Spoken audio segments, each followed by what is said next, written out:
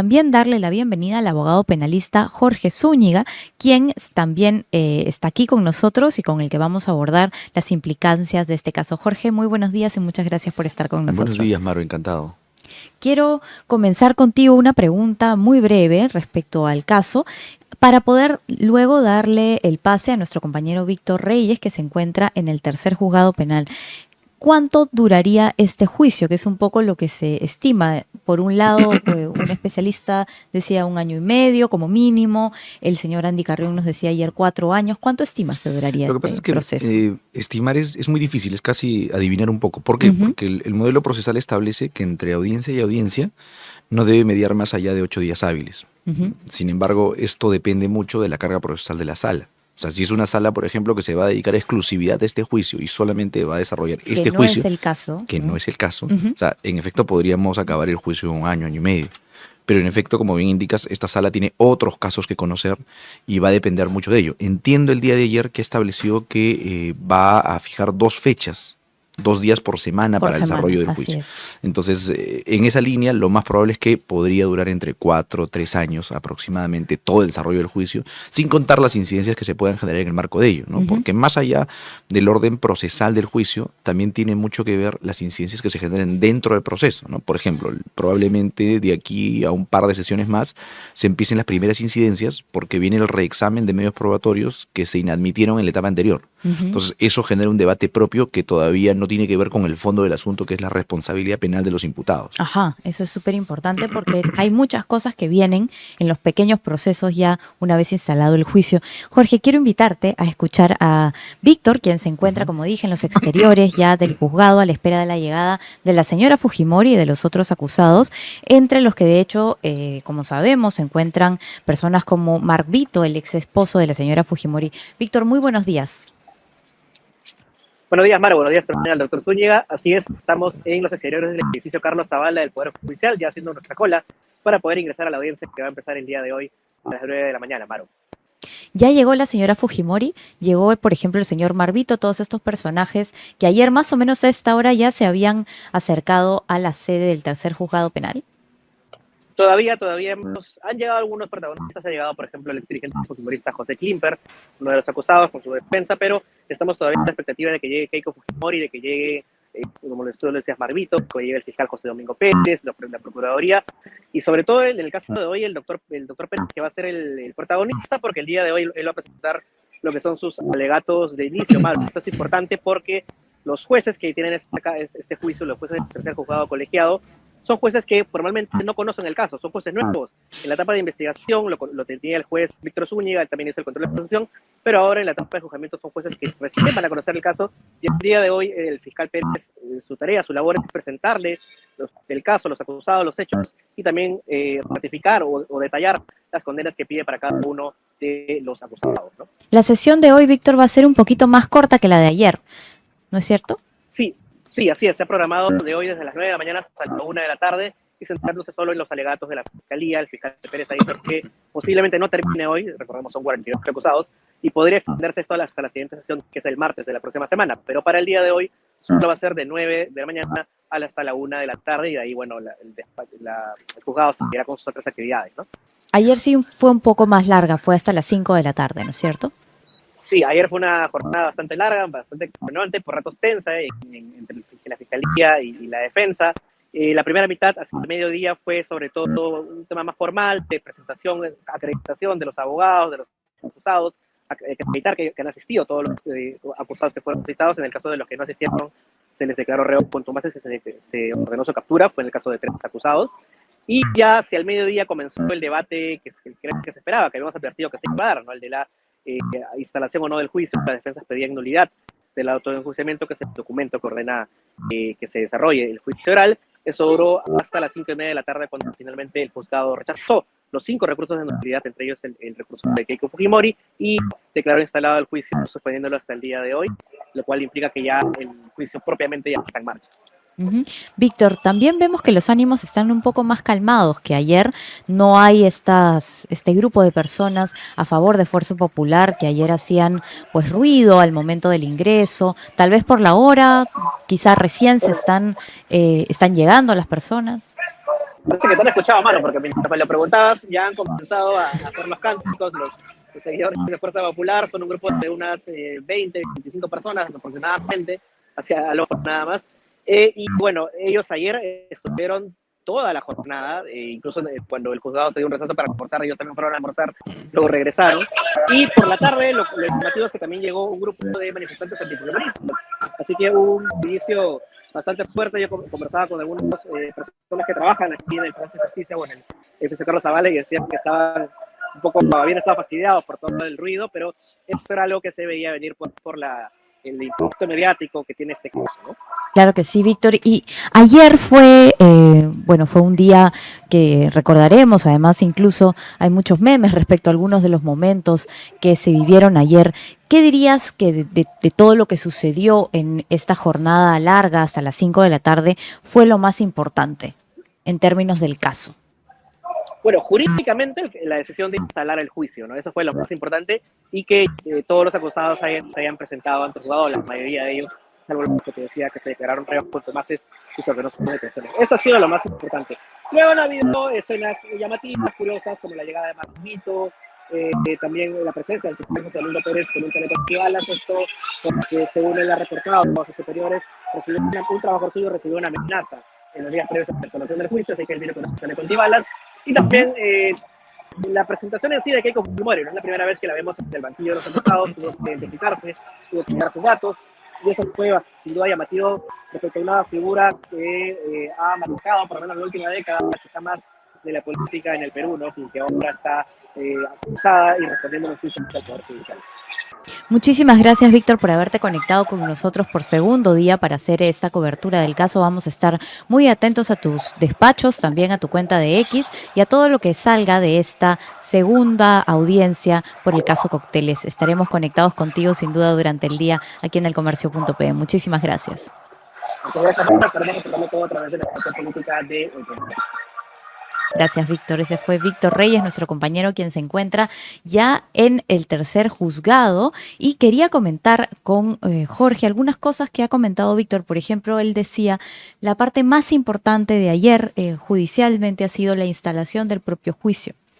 ¿Esto era predecible que sucediera tan rápido teniendo en cuenta los argumentos de la señora Loza? Bueno, en realidad yo creo que no era predecible y tampoco justificable, en tanto que las incidencias que se han generado, muchas de ellas tienen que ver con imputación. La imputación viene a ser el marco fáctico, los hechos que finalmente se discuten o se les atribuyen a cada una de estas personas que son imputadas. Para poder ejercer el derecho de defensa, estas tienen que saber cuáles son los hechos que se les imputan. La discusión es que existirían diversos hechos objeto de imputación y que finalmente no hay una imputación unificada a pesar de las 22 devoluciones que se hicieron al requerimiento de parte del Ministerio Público. En función de ello, lo que tocaba por parte de la Judicatura era una revisión respecto a cada uno de estos casos, pero no de manera solamente verbal, sino material. O sea, porque Tenían que ir a revisar la documentación. Tendrían que ir a revisar la documentación. ¿Por qué? Porque se dio una incidencia que me pareció interesante destacar, y es que se señalaban de que en algún momento se generó un debate de que esta información obraba en las actas. Y se le informa a la Judicatura de que esta información no está en las actas. Entonces dijeron, bueno, entonces revisaremos los videos, pero revisaremos en el juicio, cuando en teoría ese control ya está cerrado. Entonces, si el juez de juzgamiento se tiene que remitir a los videos de la etapa intermedia, no tiene sentido de que se instale un juicio oral cuando no tienen la claridad respecto a los hechos objeto de imputación. Es más, regularmente, y perdóname con eso cierro, regularmente los hechos objeto de imputación se delimitan en el auto de enjuiciamiento. Entonces, el auto de enjuiciamiento es para ellos, está escrito en piedra, digámoslo así, para los jueces del juzgamiento. Pero el retrotraerse hacia atrás puede generar nulidades posteriores que terminarían anulando ya no solamente la etapa intermedia, sino el eventual juicio que ya hemos iniciado. Es decir, podría verse la posibilidad más adelante que haciendo la revisión de estas actas, de estos videos, se pueda anular el juicio que ayer se ha instalado. Podría, es posible, ¿no? Es posible. Ahora, hay dos formas, ¿no? O sea, finalmente, si es que los jueces advierten que hay estas inconsistencias, al final del juicio podrían anularlo. O podrían enmendarlo durante el juicio. ¿En qué sentido? Decirle, señor fiscal, usted, más allá de lo que usted nos diga en este momento, usted se limita a lo que está en el auto de enjuiciamiento. Y claro, controlar de que esto se ejecute conforme al auto de enjuiciamiento, que finalmente es el que se discute durante todo el juicio. ¿Y esto podría ser en cualquier etapa del juicio, teniendo en cuenta que va a ser un juicio largo? En realidad, el momento resolutivo es el final. O sea, durante el proceso no va a ocurrir, ¿no? Esto tendría que producirse en al este juicio final. al final del juicio. Por eso decía, o sea, lo lamentable sería que para poder arribar a una nulidad, como ha ocurrido en algunos casos, se agote todo el juicio y una vez que se agote todo el juicio, el resultado sea ni condena ni absolución, sino la nulidad de todo esto y retrotraernos otra vez a la etapa intermedia. Ujú. Y esto, sin ninguna duda, bueno, sería muy comentado si esto realmente fuera a suceder, pero ¿hay posibilidades realmente? Sí, a ver, si es que finalmente se advierte que hay inconsistencias en el marco de la imputación, sí es posible. Lo que pasa muchas veces, y en específico en este caso, es que cuando Fiscalía postula un requerimiento acusatorio, digamos, ese es el marco fáctico sobre el que se inicia.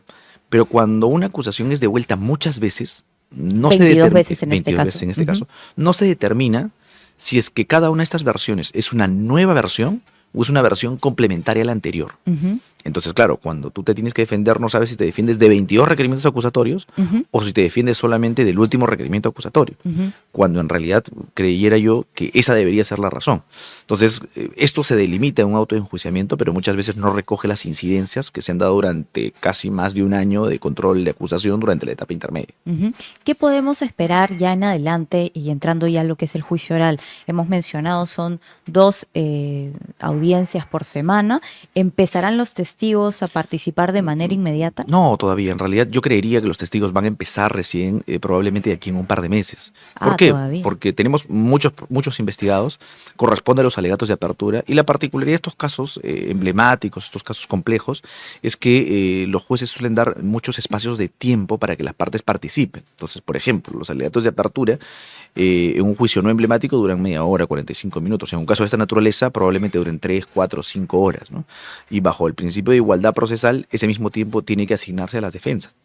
Entonces estamos hablando de 35 procesados, si a cada uno le asignamos solamente 2 horas, estamos hablando de 70 horas hombre, solo para alegatos de apertura. Entonces, en sesiones, si Claro, vamos a es asignar, larguísimo. es súper largo. Y es por eso que también se va a extender tanto. Exacto. Y después de eso viene una segunda parte que es la admisión de los cargos. O sea, quienes están de acuerdo con asumir su responsabilidad penal a partir de los cargos que se les imputan, ¿no? Veremos quiénes finalmente se acogen a esa posibilidad llamada conclusión anticipada, que es reconocer que han delinquido y que han cometido esos hechos. Y luego de eso entramos todavía a un debate previo al juicio, que es el debate de la actividad probatoria. En este momento hay la posibilidad de solicitar el reexamen de los medios probatorios. ¿Qué significa? Que todos aquellos medios probatorios que pudieran haber ofrecido en la etapa intermedia, pero que el juez de investigación los hubiera rechazado, aquí se puede solicitar sean reexaminados por el juez de juzgamiento. Y el juez de juzgamiento tendrá que evaluar cada uno de estos medios probatorios para ver si decide otra vez incorporarlos. Entonces, ya bajo el volumen de medios probatorios que ya tenemos, esos podrían verse incrementados a partir de nuevos ofrecimientos, bajo la lógica que recién hubieran sido conocidos a partir de la etapa de juicio o es que hubieran sido rechazados en la etapa intermedia. Entonces, eso va a generar otro debate, sin lugar a dudas, que va a demandar otro tiempo significativo. Por eso intuyo que entre 2 o 3 meses recién empezaríamos Con el los interrogatorio de testigos. que son más o menos unos 1000 en este caso. En efecto, es un caso montón. complejo, es un caso que tiene muchos testigos, tiene muchas documentales, es por eso que el tiempo va a ser, sin lugar a dudas, extenso, ¿no? Ujú. Ahora, Jorge, también respecto a lo que nos ha comentado Víctor, por ejemplo, hoy día la estrella, digamos, de hoy es el señor fiscal, el señor Domingo Pérez. A él le toca contar, argumentar cuáles son sus líneas de acción en este caso. Esto podría tomar incluso 2 sesiones, nos decía Víctor. Yo creería que incluso más. O sea, lo que ocurre es que aquí él tiene que describir, primero tiene que describir el marco fáctico de toda la organización porque imputa una organización criminal, pero luego tiene que establecer la imputación individualizada respecto a cada uno de los sujetos que son objeto de imputación. Entonces, eso sin lugar a dudas puede tomar un poco más de tiempo, ¿no? De acuerdo, y eso digamos que se toma hasta el próximo martes, que es la siguiente audiencia, Podría darse quizá el en la caso. segunda. Yo creería que incluso hasta 4 sesiones. O sea, 4. Claro, porque lo que pasa es que él tiene que hacer una imputación por organización, que es básicamente un marco general, y luego una imputación individualizada, ¿no? Para más o menos tener una idea. De momento se está llevando en paralelo la audiencia de prisión preventiva en el caso de ciertos integrantes de una organización criminal por el caso de la Fiscalía de la Nación.